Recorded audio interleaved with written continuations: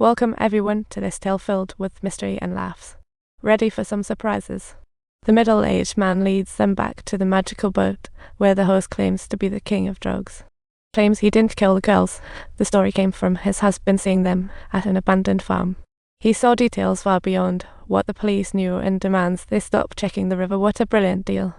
Old White and the crew quickly agreed since cracking the case was top priority, and the fortune teller's husband shared what he saw that night at the farm. Seems he was busy, but since it was too dark he couldn't see the man's face, although he hung around until dawn. He spotted a white Citro and leaving with a flashy decal that looked like a long-haired woman wearing a hat.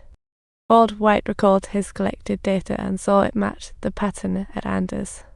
They returned to Anders' house, only to discover this pattern on her fancy towels. What a delightful clue.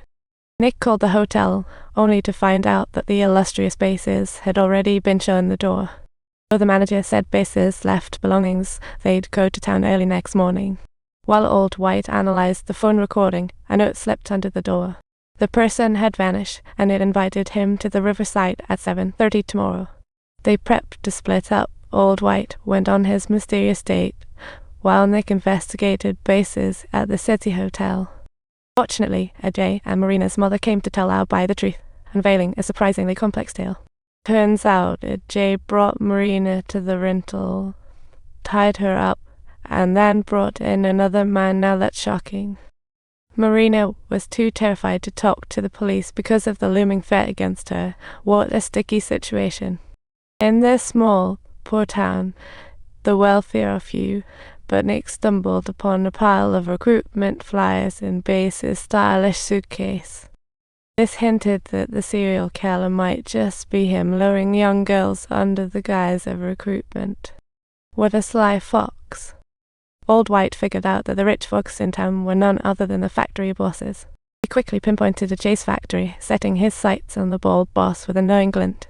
As he was leaving, Old White even caught a scent of perfume. Looks like this boss is not that simple. Later that night, Nick drove furiously towards the town and spotted the white Citro. And what a twist of fate. She noticed the sticker of the hat-wearing woman on the back window. Could this be the one she's been searching for? Nick queued up to overtake, but just then, the target car swerved, leaving her with no choice but to dodge. As the white vehicle sensed it was being followed, Nick revved the engine and pursued with all her might. But who could have guessed it turned the corner? Nick frantic chased, but it was gone. The case seemed to be unraveling, so they reported their findings to their superiors. They requested an arrest warrant against the factory boss and the J, but the higher-ups said the boss didn't even own a Citro. And Old White's clues were merely speculation, and the higher-ups warned him to prepare, clearly hinting at evidence destruction.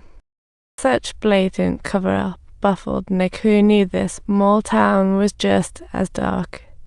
To keep her job, Nick felt utterly helpless, while Old White realized finding the truth was a sin. They obtained new audio from Marina, revealing fresh clues. Marina had called the rental, and there was a man's voice indicating someone else was there aside from the landlady. They rushed to the rental. The landlady was terrified upon seeing them, and Nick didn't hesitate to threaten her intense staff. Under pressure, the landlady finally confessed that Bases was the caretaker here. She explained that her mother was friends with the landlord, hence why Bases stayed here. She lived in an abandoned place in town, setting off alarm bells in their heads.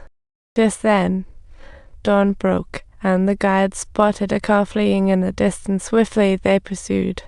But the rainy weather and Nick's urgency caused her car to skid, trapping them in the muddy road. The guide suggested they cut off Bases since the road led to a dock. Old White and Nick hurriedly hopped out to follow. They braved the swampy path to the dock, only for Bases to spring into action and fire at them. While moving through the marsh, Old White was shot in the shoulder. He couldn't even lift his gun. To make matters worse, Nick was also shot and was dragged off by Bases. Seeing the dire situation, Old White decided to go all in, pulling a knife from his pocket for a comeback. Subtitles. He silently crept up behind Braces, and without giving him a chance to react, Lullaby pounced mercilessly. Finally, the moment for counterattack had arrived. Nick was stunned at the scene, but together they rescued the bound marina. As the dark rainy night came to an end, the serial killings were solved, but only Old, White, and Nick knew the sinister truth. The situation was more complex than they thought, as Nick found a photographer's shadow in the film from the reporter. Although the flash concealed his face, the watch on his wrist revealed him to be the bald boss of the town. The entire truth involved a Jay and the boss having shadowy dealings. What a shocking conclusion. If you enjoyed this story, don't forget to subscribe to our channel.